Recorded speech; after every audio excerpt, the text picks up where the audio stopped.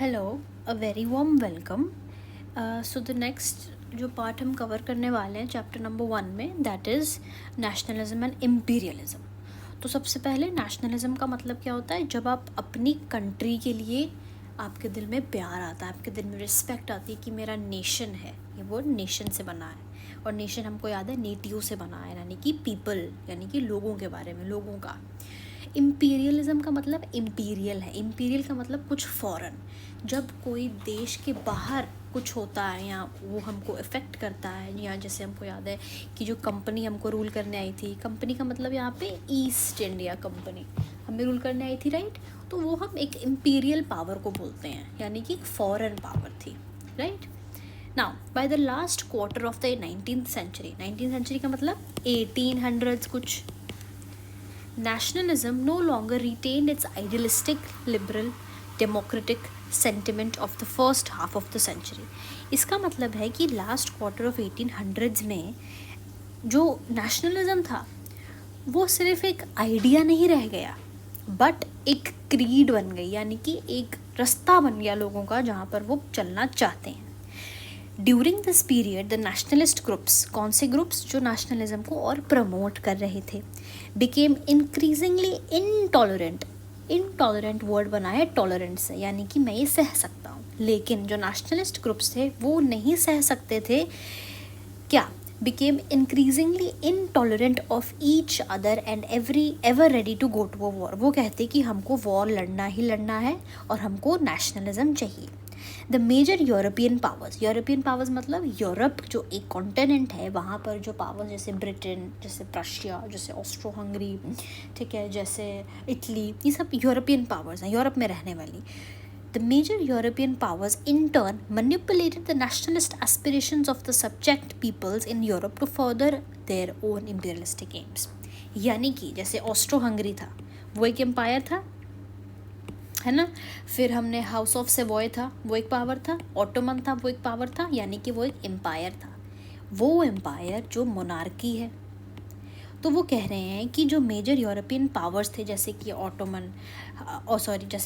जैसे Austro Hungary, जैसे house of Savoy, जैसे कि ये सब, उन्होंने लोगों को मैनिपुलेट किया था कि प्लीज़ नेशनलिज्म पे मत अपना फोकस करो, क्योंकि वो अपना इम्पीरियलिस्टिक एम, यानी कि दूसरे देश को कंट्रोल करने वाला मुद्दा, वो एम बरकरार रखना चाहते थे। सबसे इम्पॉर्टेंट जो हमको पता होना चाहिए, वो हम बात करेंगे बल्कान एरिया की। So the most serious source of nationalist tension का मतलब क्या हो? जहाँ पर लोग बहुत ज़ोरों से अपना एक नेशन चाहते हैं, उसको बोलते हैं नेशनलिस्ट टेंशन। वो हुआ यूरोप में 1871 में। क्या हुआ? इस एरिया को बल्कन बोलते हैं। सबसे पहले मैं आपको फ़ोटो दिखा देती हूँ, फिर समझाते हैं।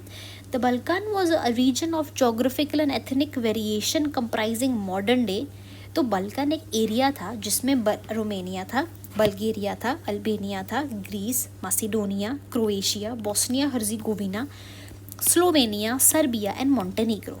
हुज इनहेबिटेंट्स, जो रहने वाले वहाँ लोग थे, उनको स्लैव्स बोलते थे। अब ये देखिए, ये है आपका ब्यूटीफुल, आप इसका स्क्रीनशॉट ले सकते हैं। ये है आपका बल्कन एरिया। जो ये रेड लाइन दिख रही है आपको, इसके नीचे वाला ये सारा का सारा बल्कन है। ये एक एरिया था जो बहुत सारी आज की कंट्रीज़ को मिलाकर बना था, जैसे स्लोवेनिया, क्रोएशिया, बोस्निया, ठीक है, Montenegro, Serbia, Bulgaria, Turkey, Greece, North Macedonia, Kosovo, Albania. इस सब को हम बोलते हैं बल्कन एरिया। अब बल्कन एरिया में नेशनलिस्ट सेंटिमेंट्स बहुत ग्रो हो गए थे, यानी कि यहाँ पर रहने वाले लोग अलग अलग अपना एक देश चाहते थे। यानी कि इस रीजन में रहने वाले लोग बल्गेरिया चाहते थे, इस रीजन में रहने वाले लोग कह रहे थे हमको अलग कंट्रीज बना दो। जो ग्रीक बोलते थे वो कहते थे हमको ग्रीस बना दो। जो क्रोएट्स थे वो बोलते थे हमको क्रोएशिया बना दो। जो स्लोवेनिया के लोग थे वो कहते थे हमको अलग देश बना दो।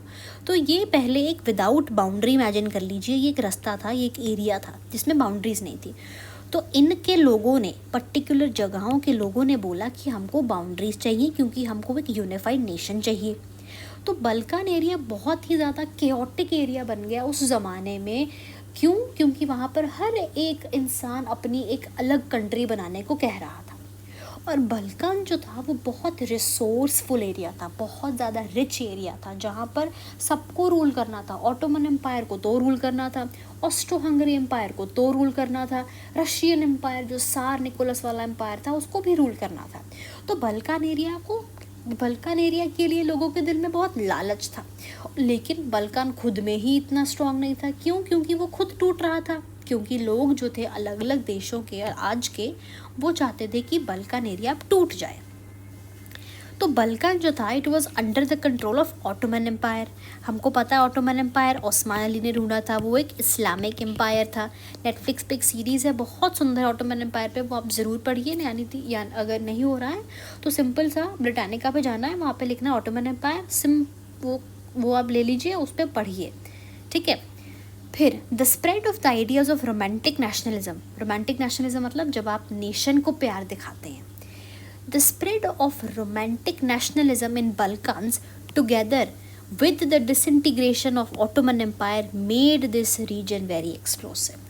एक तरफ क्या हो रहा था कि जो बल्कन एरिया था वहाँ पे लोगों के दिल में नेशनल सेंटिमेंट्स आ रहा था, यानी कि सब बोल रहे थे मुझको अपनी कंट्री चाहिए। इसको रूल कर रहा था आपका ऑटोमन एम्पायर कर रहा था।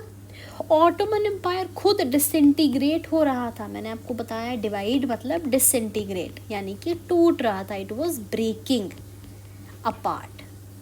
तो एक तो ऑटोमन एम्पायर वीक हो गया, ठीक है, ऊपर से दूसरी तरफ जो था बल्कान एरिया में भी नेशनल सेंटिमेंट्स आ रहा, यानी कि दोनों factors are leading to weakening of Balkan area, ठीक है। तो इसलिए ये एरिया बहुत एक्सप्लोसिव हो गया, यानी कि धूम से इसमें बम फट गया। All through the 19th century, पूरे 19th सेंचुरी में ऑटोमन एम्पायर को अपने आप को बहुत स्ट्रेंथन करना पड़ा था, मॉडर्नाइजेशन करनी पड़ी थी, इंटरनल रिफॉर्म्स लाने पड़े थे, लेकिन ये सारे लिटिल सक्सेस में रुक गए, यानी कि एक तरह से फेल हो गए। One by one it's European subject nationalities broke away from its control and declared independence.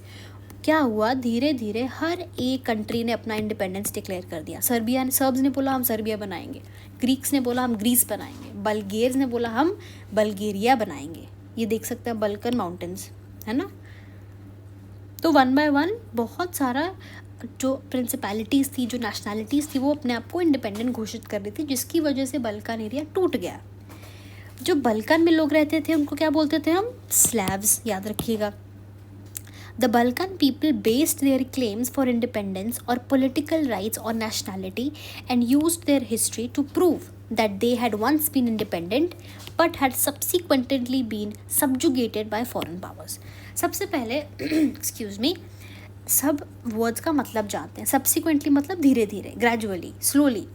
Subjugated मतलब dominate होना, किसी के दबाव में आना, किसी के दबाव में रिप्रेस होना, उसको बोलते हैं डोमिनेट। इस लाइन का मतलब ये है कि जो बल्कन एरिया वाले लोग थे, जिनको हम स्लैव्स बोलते थे, वो कहते थे कि हम हमेशा से इंडिपेंडेंट रहे हैं, लेकिन धीरे धीरे धीरे जैसे ऑस्ट्रो हंगरी एम्पायर आया, ऑटोमन एम्पायर आया, सेवॉय एम्पायर आया, सार निकोलस का एम्पायर आया, ये लोग हमको हमेशा दबाना चाहते थे, हमको हमेशा हम पर रूल करना चाहते थे। क्यों? ताकि वो हमारे रिसोर्स ले सकें, ताकि वो हमारे ट्रेड कनेक्शंस ले सकें, ताकि वो यूनिटी ले सकें, ताकि वो वॉर के लिए अपने सोल्जर्स भी हमारी देशों से ही ले सकें। तो हमें प्लीज़ और सब्जुगेट, हमें और डोमिनेट मत करो, ठीक है। हेंस द रिबेलियस नेशनलिस्ट मतलब जो नेशनैलिटीज़, जो सर्ब्स थे, जो हर देश के लोग अपनी कंट्री चाहते थे ना, वो लोग जो रिबेल कर रहे थे इन एम्पायर्स के खिलाफ, उनको लॉन्ग लॉस्ट, बहुत पुरानी गुमी हुई इंडिपेंडेंस दोबारा वापस चाहिए थी, ठीक है। As the different Slavic nationalities, Slavic मतलब बल्कन में रहने वाले लोग, नेशनैलिटीज़ मतलब जो अलग अलग देशों के अलग अलग एरिया में रहने वाले लोग, यानी अल्बेनियंस, मॉन्टेनिग्रोज, फिर बॉस्नियंस, बल्गेरियंस, ग्रीक्स, ये अलग अलग लोग हुए, मतलब स्लैविक नेशनैलिटीज़ हुई। इनको अपनी आइडेंटिटी को डिफ़ाइन करना बहुत मुश्किल हो रहा था, एंड इंडिपेंडेंस को प्रूव करना भी बहुत मुश्किल हो रहा था, जिसकी वजह से बल्कन एरिया बहुत कॉन्फ्लिक्ट मतलब लड़ाई वाला एरिया बन गया। कॉन्फ्लिक्ट का मतलब बहस, लड़ाई, केओस, लड़ाई होना, ठीक है। तो एक दूसरे से ही लड़ने लग पड़े।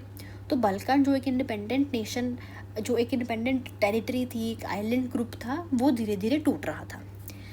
The Balkan states were fiercely jealous, बहुत ज़ोरों से जेलस थे वो ईच अदर के। क्यों? क्योंकि सबको लगा, हर एक नेशनैलिटी को लगा कि हमको ज़्यादा एरिया चाहिए, हमको तुमसे ज़्यादा एरिया चाहिए, हमको तुमसे ज़्यादा टेरिटरी चाहिए। So they were jealous of each other and each hoped to gain more territory at the expense of others. वो चाहते थे कि हमको तेरे से ज़्यादा टेरिटरी मिले। जैसे बल्गेरिया चाहता था कि मुझको नॉर्थ मैसेडोनिया का भी इतना सा हिस्सा दे दो, ग्रीस कहता था कि मुझको बल्गेरिया और नॉर्थ मैसेडोनिया का इतना हिस्सा दे दो। तो दोनों तो सब लालची थे, सिंपल सी बात है। मैटर यानी कि मुद्दे और कॉम्प्लिकेट हो गए because the Balkans also became the scene of big power rivalry. अच्छा, सबसे पहले क्या हुआ, बल्कन में नेशनल सेंटिमेंट्स आए, ऑटोमन एम्पायर डिवाइड हो गया। अब एक दूसरे से जेलस भी कर रहे हैं। क्यों? क्योंकि टेरिटरी चाहिए।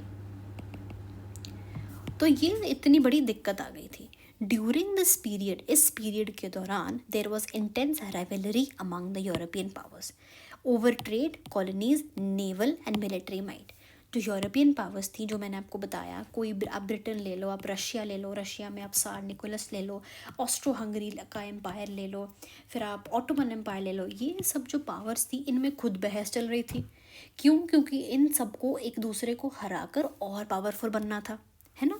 सबको अपना ज़्यादा ट्रेड करना था, सबको ज़्यादा कॉलोनीज यानी कि ज़्यादा टेरिटरी चाहिए थी, सबको ज़्यादा नेवल सुपेरियर, नेवल का मतलब सी पर जो रूल करता है, यानी कि जो शिप्स जिसकी सबसे ज़्यादा चल रही हैं, और मिलिट्री सबसे ज़्यादा चाहिए थी, तो एक दूसरे से लड़ पड़ी। दीज राइवलरीज वर एविडेंट, ये राइवलरीज बहुत सामने आई जैसे बल्कन की प्रॉब्लम अनफोल्ड हुई, जैसे बल्कन की दिक्कत वापस आई, जो कि क्या थी, नेशनल सेंटिमेंट्स भी थे, ऑटोमन एम्पायर जो इनको रूल कर रहा था वो डिसइंटीग्रेट हो रहा था, एक दूसरे से नफरत फैल रही थी। तो जो पावर थी, जैसे जो रशिया थी, जर्मनी थी, इंग्लैंड थी, ऑस्ट्रो हंगरी थी, इन्होंने इसका फ़ायदा उठाया। इन्होंने बोला कि बल्कन्स एक दूसरे से ही लड़ रहे हैं, तो क्यों ना हम भी उनसे लड़ने लग पड़े, तो वो हमारा साथ देंगे, क्योंकि हम उनको लालच देंगे कि हम तुमको दूसरे नेशन से ज़्यादा टेरिटरी देंगे। यानी कि फॉर एग्ज़ाम्पल घर में 3 कज़न्स हैं, तीनों में लड़ाई है, तो बाहर वाला एक इंसान आके बोलेगा कि तुम मेरे साथ आ जाओ भाई नंबर 1, हम दोनों को हरा के ज़्यादा टेरिटरी ले लेंगे। तो ऐसे हो रहा था। जो बिग पावर्स थी, जो रशिया, जर्मनी, इंग्लैंड थी, वो एक दूसरे से लड़ रही थी, वो लड़ ही रही थी, और वो बल्कन के एक एक नेशन को, एक एक एरिया को अपने पावर, अपने अंडर इन्फ्लुएंस में लाना चाहती थी। क्यों? ताकि हम उन पर रूल कर सकें। They were keen on countering the hold of other powers over the Balkans. वो चाहते थे कि हम, जैसे ऑटोमन एम्पायर चाहता है कि ऑस्ट्रो हंगरी एम्पायर तो कभी उन पर रूल ना करे, बल्कन एरिया पे मुझको रूल करने दो वहाँ पर, क्योंकि मैं अपना कंट्रोल और बढ़ाऊँगा।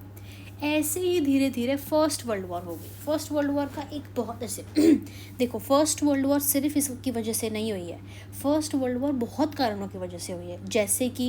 जैसे हिटलर की वजह से फर्स्ट वर्ल्ड वॉर हुआ है, ठीक है। फिर आपके जैसे ये ऑटोमन एम्पायर है, इसका डिसइंटीग्रेशन होगा तो वो टेरिटरी किसके पास जाएगी, ये भी लड़ाई थी कि ऑटोमन एम्पायर तो हार जाएगा कुछ ही देर में, तो ये उनका जो इतना बड़ा एम्पायर है वो कौन लेगा। फिर लड़ाई क्यों हो रही थी? क्योंकि ऑस्ट्रो हंगरी एम्पायर ये सब ना मोनार्की फॉलो करते थे, लेकिन जो आपका यूएसए था, जापान था, ये सब क्या थे, आपके डेमोक्रेसी थे। तो ये भी लड़ रहे थे एक दूसरे से कि क्या मोनार्की आएगी या डेमोक्रेसी आएगी। तो फर्स्ट वर्ल्ड वॉर बहुत कारणों की वजह से हुई। उनमें से एक कारण था बल्कन, कि बल्कन में कौन रूल करेगा, क्या जर्मनी रूल करेगी, इटली रूल करेगी, जापान रूल करेगी, या आपका ऑस्ट्रो हंगरी एम्पायर रूल करेगा, या आपका ऑटोमन एम्पायर रूल करेगा। तो बहुत सारे कारणों की वजह से फर्स्ट वर्ल्ड वॉर हुई है, जिसमें से एक था बल्कन एरिया, ठीक है। फिर आ जाते हैं, जो नेशनलिज्म थी जब वो इम्पीरियलिज्म के साथ इनकी अलाइन हुई तो 1914 में डिज़ास्टर हो गया। मतलब कि जब